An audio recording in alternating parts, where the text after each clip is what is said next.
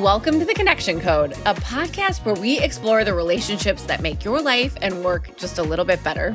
Hi, I'm Rachel Gilman-Rischel. I run a PR firm called 3PR focused on healthy food brands, and I'm also deeply obsessed with connection and introductions. And I'm Gina Anderson Cohen. I started a health and wellness media company called A Sweat Life that tricks adults into making friends through fitness. And I'm working on a social gathering and event space in New Buffalo, Michigan called Petite Acres. I am obsessed with gathering, friendship, and connections. Gina, I brought a big question today inspired by our guest, which is author and Harvard Business School professor Leslie John. She has this book called Revealing: The Underrated Power of Oversharing. And you and I are both big on disclosure. So have you ever either overshared and regretted it afterwards, or on the flip side, you overshared and it created a connection breakthrough? Oh boy. I was saying before we started recording, Rachel, I feel like my whole life is lived out loud. I'm a pretty prime example of oversharing. I like to share. I like to connect with people. I go straight to deep talk. So I create out loud when I'm working on something. I talk about it early and often. So that's kind of how I connect to people in general, is sharing about myself and either letting myself be that camp counselor person who's out there on a ledge so no one else has to feel that way, or bridging the divide and kind of coming together because we have both shared something. So this really resonated with me because I love to overshare or just share in general and connect with people that way. So I think it's really helped with Petite Acres because my whole job is relationships. So I'm just making friends, and that doesn't mean that I don't sometimes walk away from meetings going like, ooh, did I share too much? But I think I've gotten better as I've gotten older. If I feel that way, I literally will just follow up and say like, hey, I'm sorry if I XYZ. And usually it is either that's okay or you're just fine. Nothing offended me. Yes. What about you, Rachel? I think it's one of your gifts, though. I love that you are somebody who brings people in and shares your story and doesn't have a lot of walls or a guarded approach. So I was drawn to it and I identify with it. So I love that about you. Yeah. I had a memory as I wrote this question of oversharing and it not turning out so well. So if we go way back in time, I was in my early 20s. I was newly dating this guy. I can't even remember his name at this point. I just remember that I think I was into him at this point. I liked him and it was early. And I was telling him a story about my aunt and how she'd gone to, the irony, she'd gone to have a reading with, at the time, a new medium named Rebecca Rosen. Oh, wow. Yes, this is so full circle because we have since interviewed Rebecca Rosen. She's now a very famous medium. But back in the early 2000s, Rebecca was brand new to the scene. My aunt had this incredibly powerful spiritual medium reading. There was a lot of specificity that came out of it. And my head was just like, my mind was blown. And for whatever reason, something came up in the conversation with new guy where I told him all about it. And the irony is that as I gave him this whole spiritual breakdown, he then ghosted me. It was it was not for him. I spooked him or he thought I was nuts, whatever it was. Immediately after that last date and me sharing and divulging in depth this entire experience, I never heard from him again. So it could have been other things. He could have just not liked me that much. But I often felt like, if I didn't go there and share something that I thought was really powerful and profound and meaningful and deep, would we have dated longer? And so be it. But I thought, in the spirit of what we're talking about today, no pun intended, maybe that was just information I needed. If he was going to be turned off or scared by me exploring a spiritual experience, then he probably wouldn't have been a great fit in the long run. Not for you. Not for you. But I still, that came up real fast when I was trying to think of an example. It's so funny because getting ghosted is one of those where you're, for the rest of your life, you're like, what did I say? And it doesn't even matter. Like, you don't even have to like them that much, but you're still like, what was it? Was it me? Gee, this was so long ago in the book too. Yes, yes. I know this. Okay, let's talk about Leslie actually, because Yeah. she is incredible. So our guest today, Leslie John, she's a professor of business administration at Harvard Business School.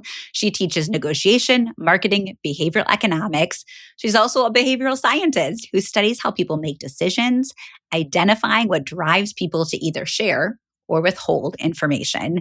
And then obviously she's the author of this book that just captivated us called Revealing the Underrated Power of Oversharing. If you think you're in for an academic ride, you are wrong. This book had so many compelling anecdotes and stories, and she really offers up her own life in the vein of oversharing. And it makes you feel like you know her, which I think is a real gift.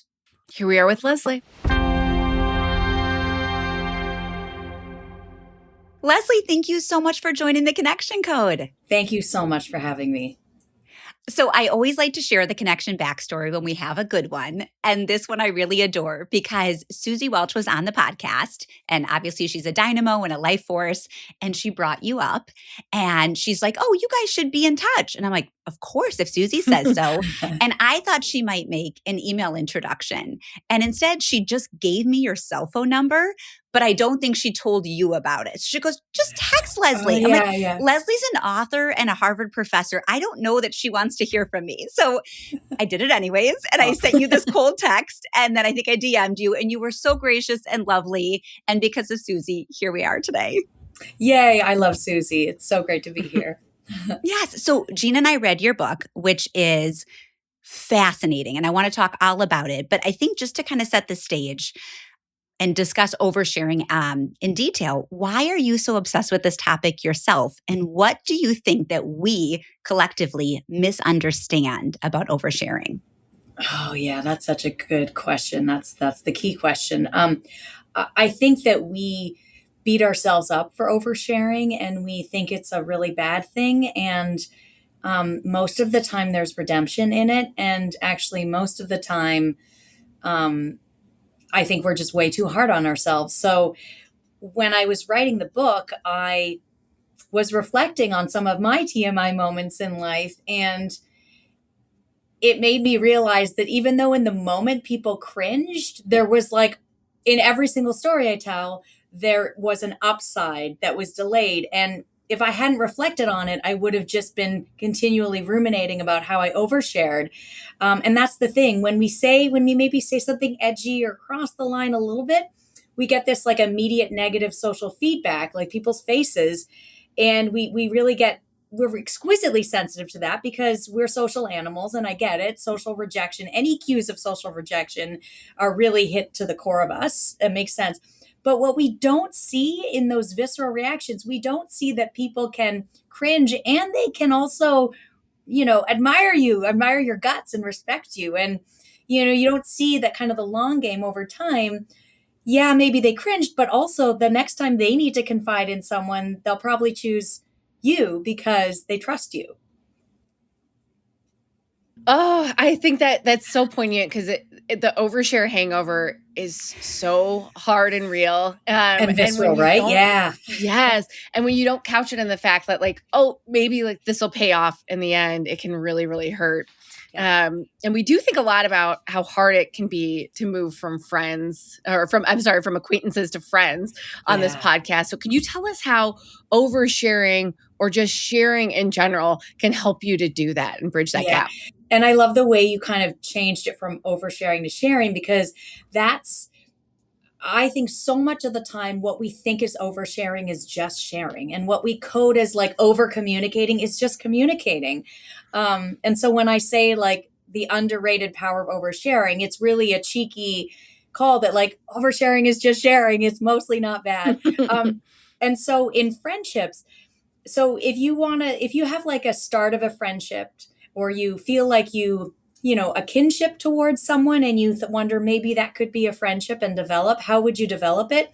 Well, disclosure is the key way that we form and maintain relationships. So what you want to do is kind of start small with a small self-disclosure, and I'll be a bit more specific in a moment.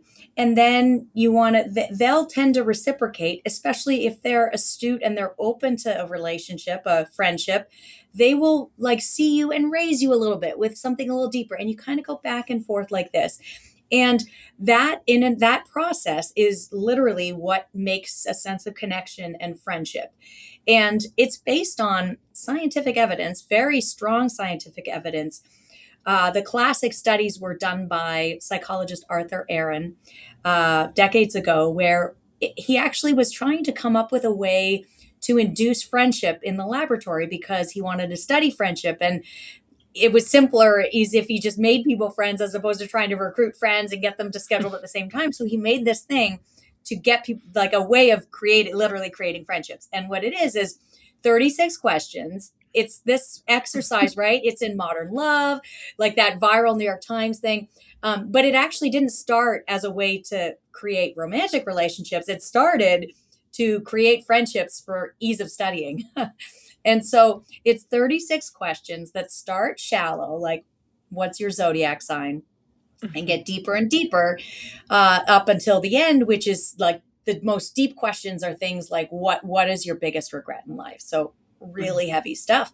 And what he did, Arthur Aaron, is he paired strangers up together and he had them go through the questions alternating. So I answer the first, then you answer the first, and back and forth, gradually deepening. And what he found is that when people did that, they literally became friends. They liked each other more. They wanted to see each other more. They were more likely to keep in touch relative to, there was a control condition, of course, this was real science, where, he just paired strangers and had them make small talk. So that act of mutual self-disclosure is the ingredient.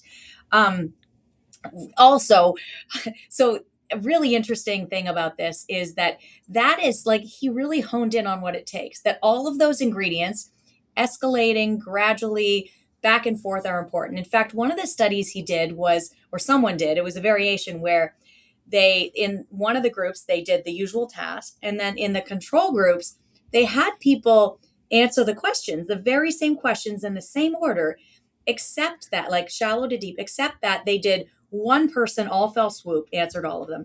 And then the next person all fell swoop. And that didn't do it, right? It's got to be the back and forth. I love that study because it's so nerdy, right? It's so controlled. Like in both situations, they get the same questions, and it's the ones that do it in this back and forth. So if you're trying to make friends, that's what you want to go for. I have like ideas, things that I've experimented with, because as I wrote the book, like one thing is to know the science and to, I've done a lot of it, but it wasn't until I wrote the book that I actually started applying it and doing it in my life. When I was as a researcher, it's laudable to be dispassionate, to not kind of be a guinea pig. But when I was writing this book, I treated myself as a guinea pig. So everything I talk about, I did myself. And wow, like that really made me believe and internalize the research on a whole other level. Leslie, this is so fascinating. Also, Jean and I did an episode where we asked each other questions from that famed 36 list. Oh, amazing. Yes. Did you get through it? We decided people would not be interested in hearing all of ours, so we cherry picked a couple. But I had this visual of like a Jenga tower of friendship where it's not fun to watch somebody else build, but each person like puts a little wooden block in and then another, and you keep going and you hope you build something that's steady. But it's the participatory aspect that works. It's no fun to just receive, and it also feels awkward to only give. Totally. Which leads me back to you, because in the book, what I thought was so incredible is that you used yourself as a test case a lot. And I was feeling a lot for you as you gave really personal examples from your life to essentially validate some of the things that you were sharing, or to show what that process looked like. So you talked about a marriage that didn't work and then a second chance at love, and kind of took us along on your whole journey. And I just wanted to know what it felt like to ultimately see your life in the pages, and what you learned about yourself that today and you did not as you were going through these experiences. Oh my gosh, that's such a good question. I mean, this sounds cheesy, but it's true. Like writing this book changed my life, truly. It was the therapy I didn't know I needed. It was just so incredibly helpful for me, and I hope it's helpful for other people. Yeah, but you're right. As I was doing this, I mean, it took me 4 years to write, and I was using myself as a guinea pig. And so the book, there's like this meta level, which is this idea of like, I'm writing a book about revealing, and I study these decisions, and I want to help people make better decisions. And so not only am I like saying the science, but I'm trying to show it by making my own, by modeling it. And Mhm. so as I went through it, I was, I wrote and rewrote and rewrote and cut and added and cut and added, because I was constantly thinking, is this TMI? Is this gratuitous, or is this intentional? Mm. And also sometimes I'm sure that I make mistakes. I'm sure that I don't do it right all the time, but that's also part of the point, is you're going to make mistakes, and that's okay. I think too often we don't try to push it, and then we don't even see the benefits. That's why you really have to do it, because unless you do it, you don't actually experience the benefits. And sometimes when you practice this, I really think revealing is a skill. When you try being a bit more open, um, you will find well, the way I think about it is, if you never feel cringy, or if you never feel like, ooh, I crossed the line, you're not doing it enough. You're not going far enough, but you've got to feel it. And so the first few times, if you feel that occasionally, it's a good thing, I think, because you're really using your range. I love that, and I'd love to talk about, because you introduced a counterpoint to TMI, Yeah, TLI, which exactly. yeah, and I'd love to talk about sort of walking that line and knowing the difference, Mhm. as let's say you're not a big discloser in your real Yeah. life. How do you sort of learn the difference between TLI and TMI? Yeah, I know. That's I really think it's science, but it's also an art, and it takes practice to do. And you can't just like think about it in the abstract or read about it. You really have to do it, and be intentional about it, and think about your choices. To me, one of the first ways of starting is becoming more conscious of the fact that you are making these decisions all of the time, every single day. You just don't realize it yet. At least I didn't until I wrote the book. So, what I Mhm. started doing is these things I call disclosure audits. I know I'm such a nerd, but I would like tally around during the day. I'd go through the day, and I'd keep track of the things that I said, like my thoughts and opinions and feelings that I said, and I kept track of the things that I thought and I didn't say. And and so, like, if I just walk you through like a couple of examples, so it would be like, here's like a banal typical day for me. I roll over in bed, wake up, I say good morning, Collie, my husband. We're lovey dovey. We haven't been married that long, Very cute. and so I say that. What I think is, and what I don't say is, I feel like crap because I slept like shit. And when I sleep badly, I can't regulate my emotions. So you're going to need kid gloves. Like, I don't say any of that. We get into the bathroom. We're standing there brushing our teeth. And I look at myself in the mirror, and I think, wow, I feel older than I thought I would at this age. And and how come I have acne? I'm 45 and I have acne. This is crazy. So I think these things, I don't say them. And so I would write these things down, like I would jot down like tallies. And I realized like so many things, like before doing these audit studies on myself, I didn't even think the thought of sharing what I thought about my body as I'm the thought of even saying that to my husband would not have even occurred to me. And so it's so often that we default to silence. We don't even realize that implicitly we're making a decision. So we need to become more aware of the opportunities to share more. The answer isn't like say all of the things. So I think in that example, I actually think everything that I didn't say I should have said. Because I mean, if you can't be open with your spouse, like who can you be open with? And that's the source of intimacy, right? So many studies have shown that feeling known for who you really are, like especially the crummy stuff about you, or your low self-esteem moments, like those are, especially those, having your spouse know those about you, that makes you feel known for who you really are, which is the source, a huge source of intimacy, right? Because if you think about it, if you're like, hey, Colin loves me even though sometimes I'm insecure, like that's amazing. Obviously he loves me when I'm like being a goddess, but when I'm not, and he still loves me, that's like huge.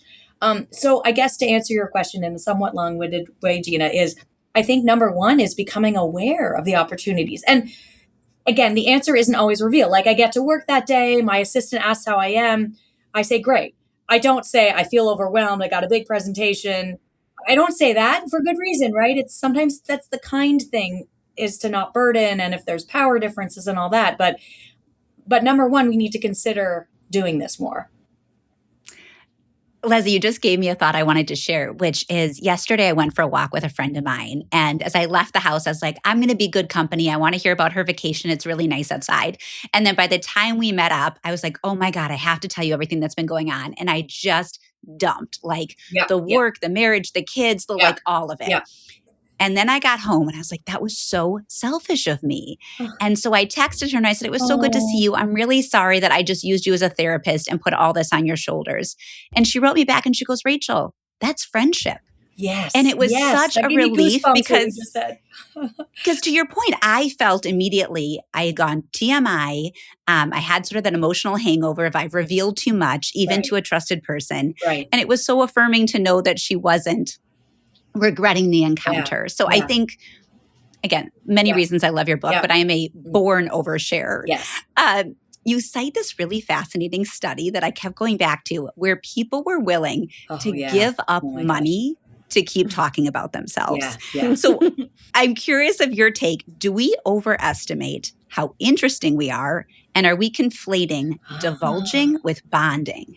Okay, amazing. There's so many things in that. First, I want to react to your friendship anecdote, which is to say, one of the things that people sometimes worry about is like, hey, if I overshare, like if I feel like I really went too far, maybe I said something in a meeting and I might have offended someone, and then they just kind of ruminate. But I have found that oftentimes the answer to feeling like you've overshared is actually to share more, not less. And you're a Mm, perfect example of that, right? Because you were like worried, oh, did I dump or whatever? What did you do? You shared more by saying in his text, "Hey, no, but it's not. I'm not making fun of you. yeah. Like I'm. This No, is it's the right true. thing to do, right? You can say instead of ruminating, be like, "Hey, friend, um, did I do like I'm sorry and whatever." And then it's also helpful because then you get feedback and you realize, oh wow, that wasn't.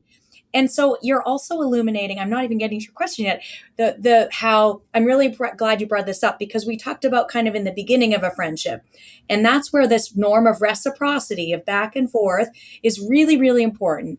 If you are doing it on a first date, on trying if you're on a friendship date or a dating date, love date, if you are doing all the talking, that's a bad thing. Likewise, if they are doing all the talking.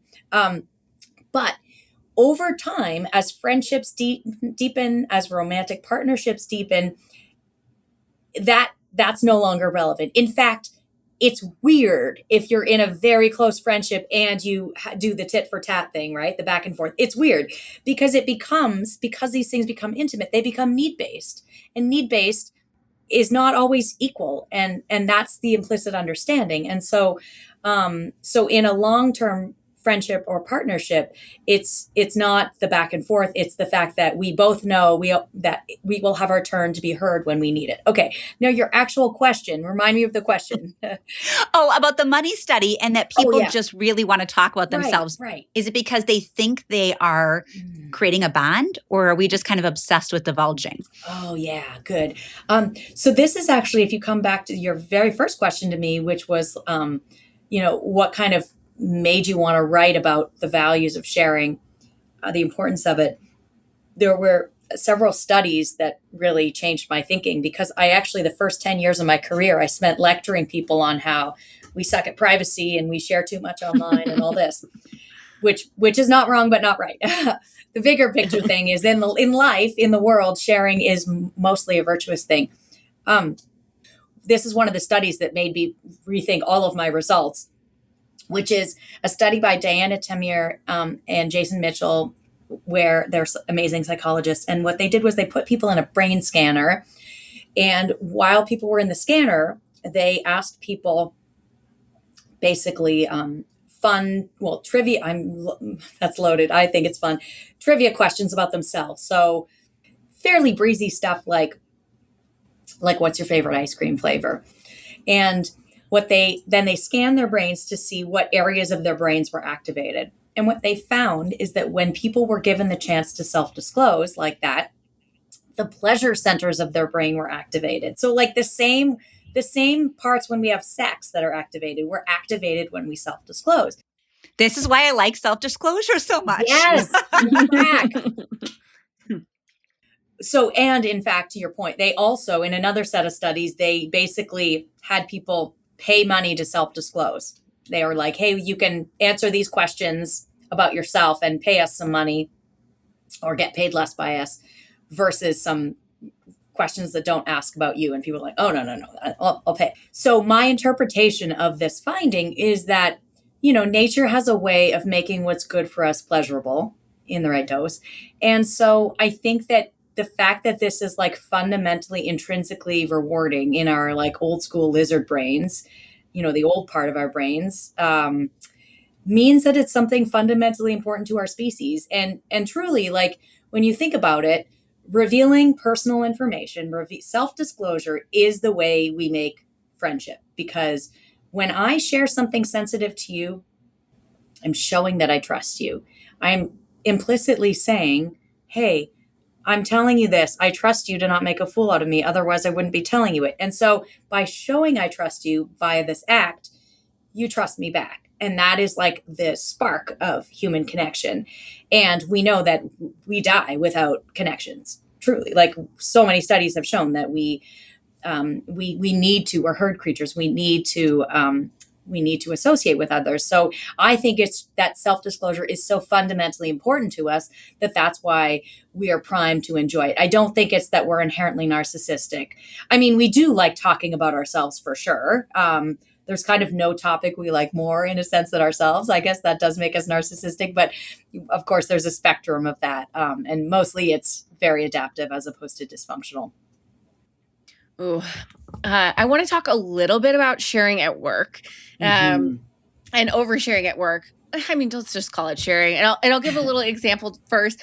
I was on a little tour doing a presentation with two gentlemen last week that I didn't know very well at all. Yeah. And a few minutes into it, let's call it 10 minutes, they were giving me nothing emotionally. And I was giving my all. And this was an in-person interaction. And so I stopped and I looked at them and I said, I'm really getting nothing from you. I love this. Is so great. Is there anything that you need me to do differently, or was there something you were expecting differently from this interaction? And it was because of you, because of this story that you told in the book about giving a presentation at another university. Oh yeah, a name you didn't name. Yeah, and University of Chicago. Was it really? And that's where we are. Okay. Yeah. Not collegial. Not very collegial. And they just were rude and were interrupting. And you did in that moment start crying, but you said, I'm not crying because you're asking me hard questions. I'm crying because you're not being collegial. Yeah, I love that. So I'm wondering, how do things like visible emotion or crying at work impact connection and or hurt you at work? Yes. Great question. Can I just ask you a follow-up question on your experience with the males? And it really, there are gender effects. Men are much less comfortable with this. They need it all the more. In fact, studies that like get people to reveal more and show the therapeutic effects, males have more benefit because they don't do it as naturally, I think. So were you trying to get feedback, or were you trying to have rapport, or what was the rapport? Wow. I needed rapport. Yeah. I don't do great if I'm just talking and there's no there. If I'm speaking to a blank wall, I agree. And then what did they say when you spoke kind of tore down the fourth wall? What did they start doing? So they asked why we started the business. We were talking to them about, and then they started sharing a little bit about why they started their business, and it just led to this much deeper partnership conversation. So it was amazing. It was really effective, and I was like, "Thank goodness I read this book." I have a friend who was telling me a story of a kind of similar genre where she was at work, sitting around in a meeting, and they're not making progress, super frustrating. It feels like they're dancing around in circles. And she thought to herself, because we talk about revealing because we're obsessed. And she said, she thought to herself, I feel super, super frustrated and I'm going to say it So which you would, that's unusual to say that in a meeting at a workplace. And she just said, I feel very frustrated right now. And that like completely cut through the ice, and everyone took like, it was like this palpable sigh of relief that people were like, so are we. And then they actually made progress. So I think sometimes, like, if you're feeling a strong feeling at work and it's not because of something that's totally internal to you, chances are other people are feeling it. And naming that feeling can be very, very helpful for everyone. But it, of course, takes guts. Now, the crying is a whole other thing, which is, well, in general, I think that emotions are really underused in the workplace. It's a place we think that emotions don't belong, but we need to be careful, right? Things like anger, we need to be professional still. But the thing with emotions is that they're super credible. Emotions are very, very like hard data in a way, right? Because they're hard to fake. One little example, this one's not in the book, which is when my husband and I were dating, we went to, well, I'm saying this because he was like kind of mortified. We went to this like beautiful resort, and the first night I did not sleep at all because the people beside us, they had like this giant party. So I was like unhinged. And as I said earlier, when I don't sleep, I'm like super unhinged emotionally. Yes, newborns were hell for me, and I would do anything to get more sleep. So, anyways, so I went to the front desk and I was like trying to be composed, right? I didn't want to make a scene, but I asked politely if I could please switch rooms, and they weren't helping me at all. They were being real jerks. And then I was just so flustered that I just started bawling. And then Colin's like, I'm going to be over here. And I just couldn't control myself. And then they like completely turned around and they gave us the most beautiful, to this day, the most beautiful hotel suite. It was like its own building on the waterfront that I've ever stayed in.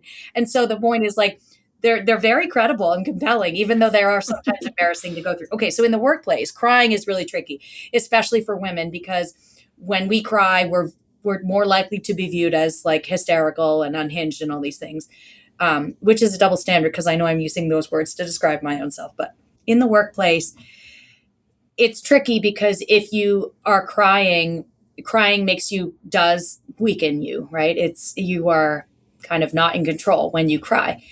And that can undermine your credibility. So those fears are very valid. But the way I think about it is, if you are going to cry, sometimes you can't not cry. Like the situation where I was found myself ugly crying in a seminar. If you are going to cry, then again, this if you're in a tough spot, often the answers reveal more, not less, right? So if you kind of have a meta, if you go up a level and comment on why you're crying, why you are crying, and why you are not crying, it can turn that crying into something that doesn't undermine you. So for example, especially if you tie it to that you care about the work and you care about quality, you're so passionate that is why, because you care so much, as opposed to like you're feeling like you can't, like emotionally hurt or something like this. So you can control the narrative, what you say. And obviously you're going to say something that is true to you.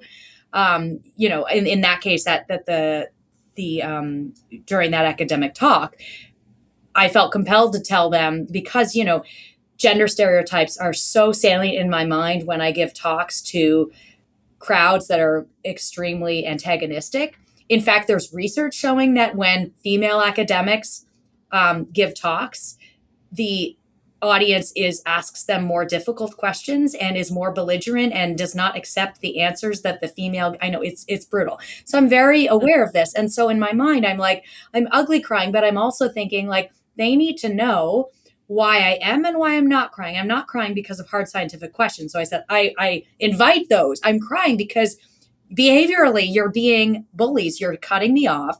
You're being aggressive. You're being loud, right? So all those things. And I don't think it was the career suicide I maybe felt it to be at that moment. And maybe it's partly because I kind of explained that.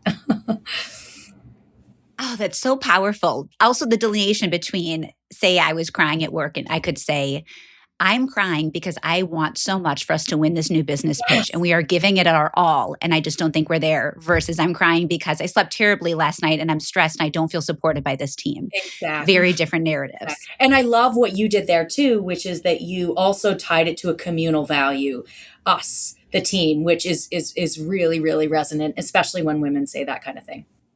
That's only because it was in your book. Oh, was it? I mean, I think I'm coming back to you with things that I learned from reading you. I have a theory about your book too. I feel like there is a second theme, and it's kind of like the beating heart of your book. And to me, it's about regret and ensuring that you don't live with the burden of things undisclosed. You're so and right. So you gave me goosebumps again. So I just, again, you shared some very beautiful familial stories that influenced my thinking. But I wanted to talk about what role do you think regret plays in your self-disclosure journey? Yeah, no, that's a great question. I think so. The research on regret, which is very, very compelling, it rings very true to me, is that we tend to really regret the stuff we regret changes over the course of our lives.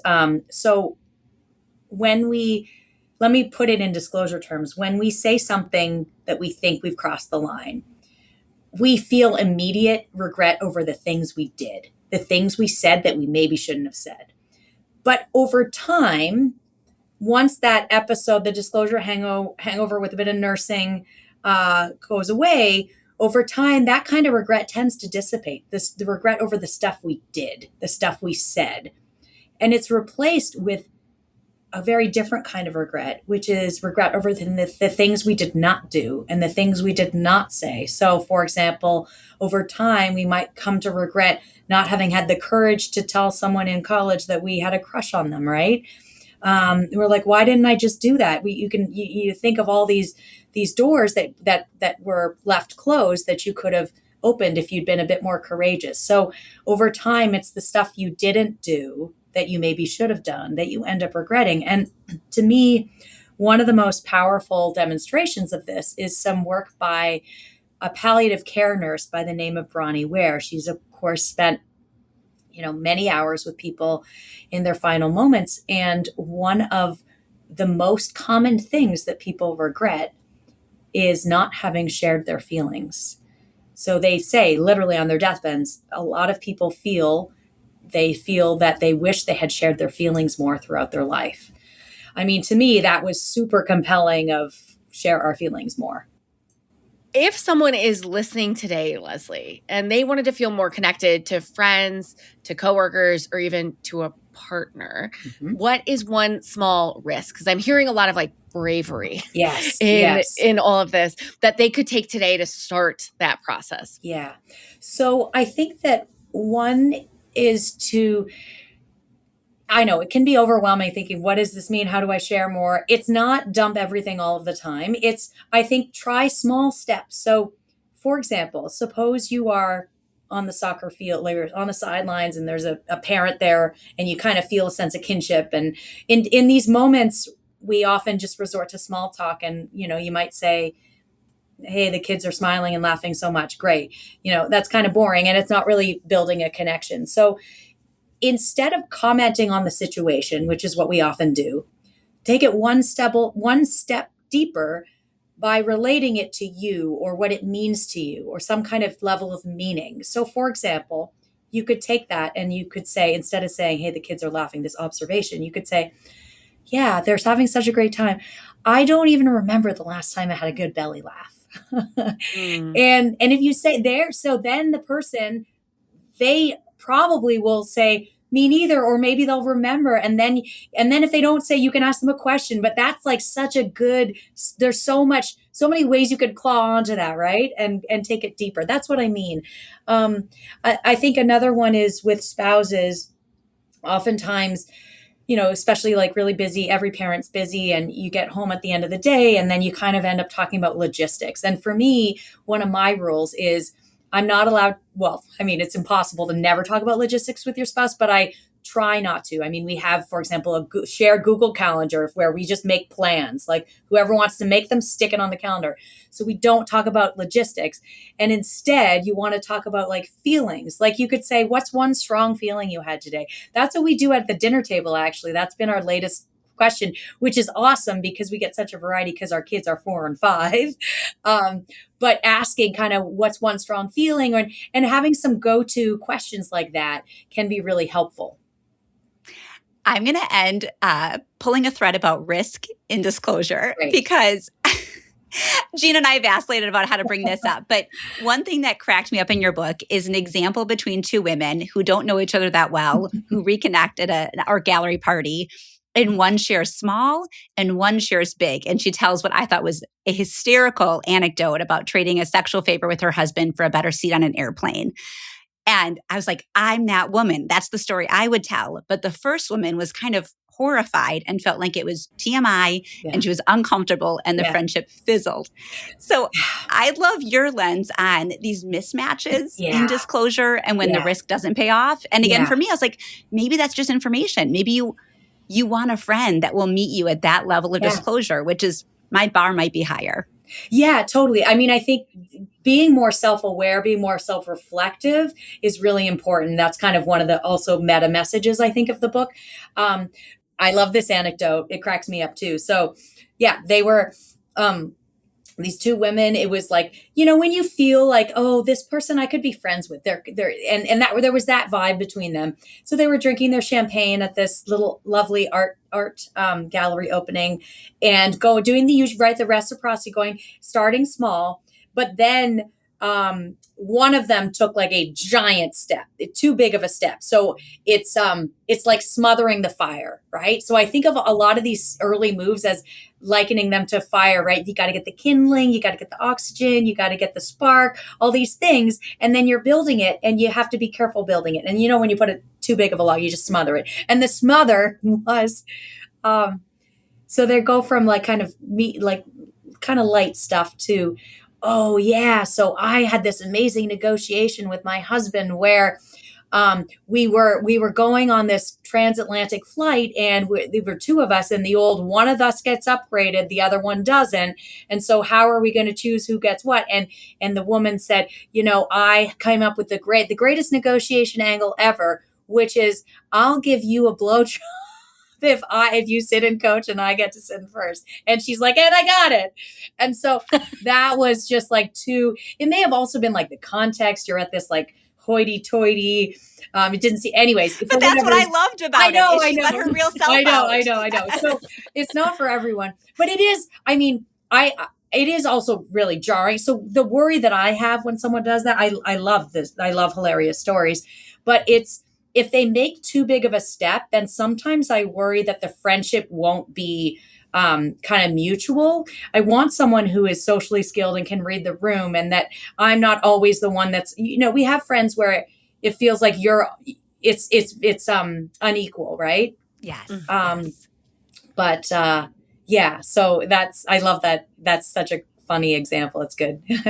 It was illuminating. Yeah. Illuminating. Well, on that note, let's have a connection conversation, Leslie. We love to ask our guests about friends they've made and dream connections. So tell us, who is the last connection that you made? Okay. So the one I thought of, the last one I made a day or so ago was I connected two people that I love. So one of them was this dear editor that I work with at Harvard Business Review, who I've known for years. He came to our wedding. And the other is a dear former doctoral student he's such a grown-up, like he's tenured and amazing. And so I grant the name of the former student. He was asking for a connection because he wants to write more. And so I connected them. So that made me really happy. And I'm excited to see where that goes. And then the other question is a dream connection. Yes, I was going to say, who would you connect with if you could choose anyone? So my dream connection right now I feel like saying it maybe might bring it into existence. Lena Dunham. So she is so fascinating, right? And so talented and so hilarious, and such a self-described oversharer. And I just feel very simpatico with a lot of her messages. And I would love to. She's just completely brilliant and also provocative. And I'd love to connect with her because I think we'd have tons to talk about. You really would. Yes. Yeah. And Maybe share we blowjob tell stories, no, or not. She would share those stories. I She's know, your I know. people. I've Yes. got some pretty Yeah. hilarious ones myself, so maybe we'll get there. Leslie, what is one piece of advice for your younger self about connecting that you've learned through the years? I think that it I think that I'm kind of a shy person. I've become a lot less shy. Well, I know I don't present as shy, but it's funny having children. I don't know if like it has changed me so much in so many good ways, I think, including it's made me a little more extroverted and a little less shy. But I would tell myself, it feels sometimes connecting and networking, it feels like icky and strategic, and I wouldn't worry about that at all because I think that the point of connection is to like you have something in common and it's really a gift and it's win-win. It's not like you're being this strategic slimy person. It's not like don't be one of these people at conferences that is talking to someone and constantly looking over their shoulder for someone else. Like that's the not cool version. But the really authentic, there's a way of networking in an authentic way, which is finding something real that you have in common and talking about it. And that's a really wonderful thing. Leslie, you're the best. This was the Oh, conversation you we've been are. dreaming about. I wish we lived in we're Boston. so happy. I wish we were neighbors. I know. We'll come to Boston and see you. Let But me know. before we go, Seriously. Let me know. yeah, and before we go, tell everyone where to find your book and where to find you. Yay. proflesliejohn.com. You can find my book there. You can also, I have these fun quizzes. So that's kind of my kryptonite. I love doing quizzes online. And so I have a few quizzes that you can take, like do you have an oversharing personality or not? So listeners might have fun with that. proflesliejohn.com. Amazing. Thank you so much for your time Thank you. affirming my lifelong need to overshare. Oh, I love it. I love it. Thank you so much. It's been a joy. Thank you, Leslie. We're obsessed with Leslie John. We're obsessed with Leslie John. That was such a great conversation, and it was revealing in action. Yes. We prepare for all our interviews. They obviously matter a great deal to us. We want to be respectful of people's time. But I feel like we went on a journey with Leslie. We were sending each other parts back and forth about the book. You were doing the audiobook. I was reading it. I mean, I literally in my phone had like a whole page of notes of things I wanted to reference, which we didn't even get through everything. But of course not. This was such an eye-opening conversation. And I think more people should read this book. I think it has such potential to impact communication. Everyone should read this book. And it also was, not to like talk too much about the audiobook, but the audiobook was so good. But both versions are amazing. It is very interesting to know someone's voice so intimately and then see their face. So today she got on the podcast and I went, wow, I love hearing your voice coming out of your face. So nice to hear all that smart stuff from Leslie today. Wow. You know what I'm realizing? Susie gave us Leslie. I should ask Leslie if there's somebody else she wants to pass along because I'm really enjoying this daisy chain of connection and how the guests are all linked to each other. Yeah, I like it too. So Gina, what is your show and tell for us this week? Ooh, time for show and tell.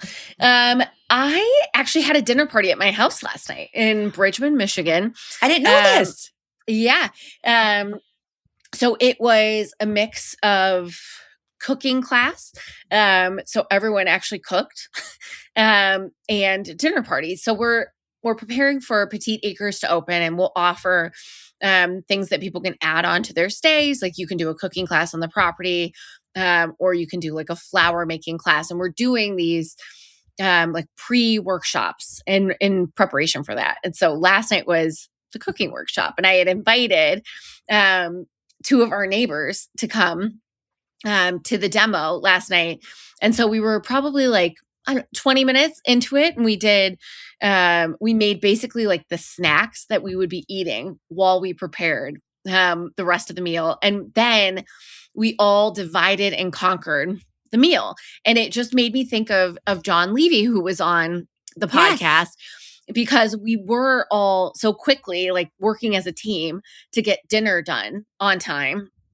And I do think it made us have a greater appreciation of the meal in general. So I just really loved the format. And she brought really great recipes and did a great job preparing so that, for example, like all the recipes shared one oven temperature. And that we were able to really like work together and make a delicious meal. But that was so fun. How many people did you host? It was just my family and then our two neighbors, Okay, and Jill, who taught the class. But it was like a great way to have an activity to do with the neighbors rather than just having dinner and hoping for the best.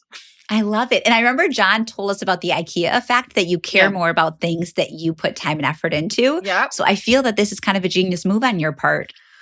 It really did it. It really did it. And then later this week, I can talk about this a different time. We'll do the flower making workshop at my house. I have like 8 women coming over to do that. So I'll, just be forging those bonds over flowers. Oh, I want to move in with you. Come on. So nice. Yeah. Rachel, what did you bring for show and tell? I have 2 community examples that were both very, very moving in different ways. Mm-hmm. So example number 1 is my childhood best friend from diapers, Lisa, is going through cervical cancer, which is awful. She's already a breast cancer survivor. She's a dancer. She runs a dance troupe. So she really needs her body. And this is really devastating, but she is warrior, fierce, incredible. And she's 1 surgery down. She has chemo and radiation starting next week. But I flew to Minnesota last week as a surprise to her to show up at a cancer fundraiser. And she waitresses at a restaurant in Minneapolis called Diane's Place, and they donated the space and the food and the alcohol. And I think 300 people showed up to support Lisa. And they had, because Lisa is a break dancer, this break dancing community is very, very tight. So they had performances, and it was the most meaningful night. I mean, having known Lisa her entire life, I was seeing her family, her parents, friends, kids I knew from elementary school, people from our temple, people from her dance community. It was, I think, only funerals and weddings are the times in your life where your whole community comes together to honor you. And it's kind of unfortunate that those are the 2 capstone moments. This was like seeing Lisa's life in a room. Everybody there was like, we love you. We believe in you. We're raising money for you. We want to help you. And she handled it with such grace, and she was in a little bit of pain, and she was definitely tired, but she just really rose to the moment. And I thought, connection is when your community shows up for you in your hard moment and says with their physical presence, I love you, I'm here for you, and I'm in this with you. And it's still sitting with me.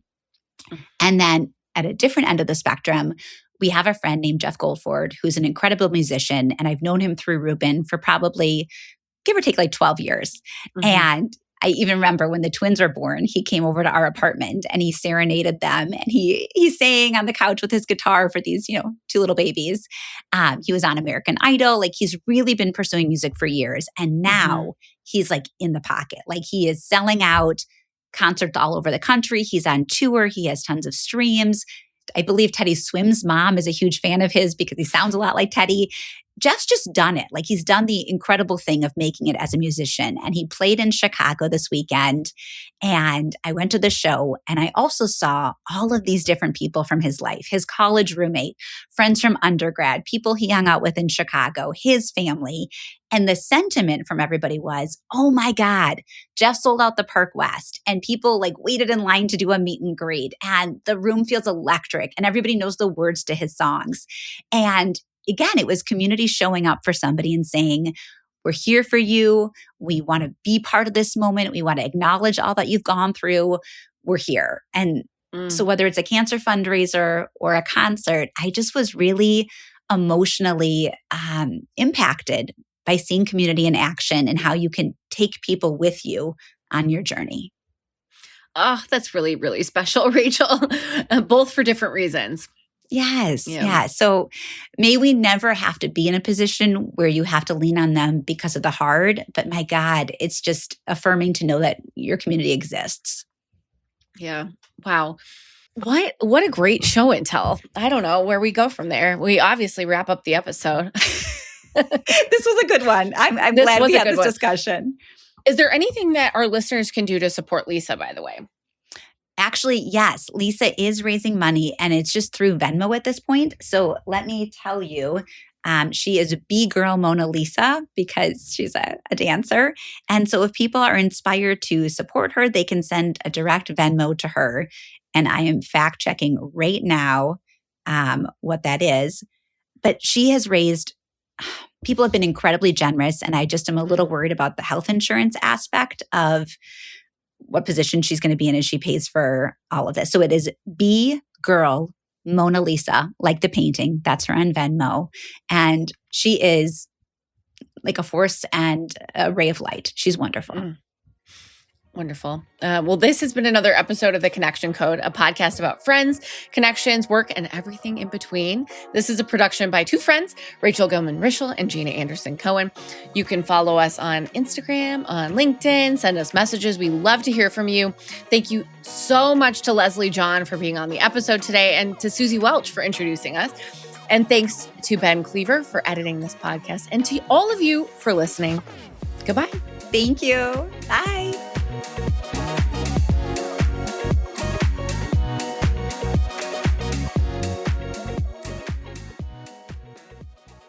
Hi, I'm Shira.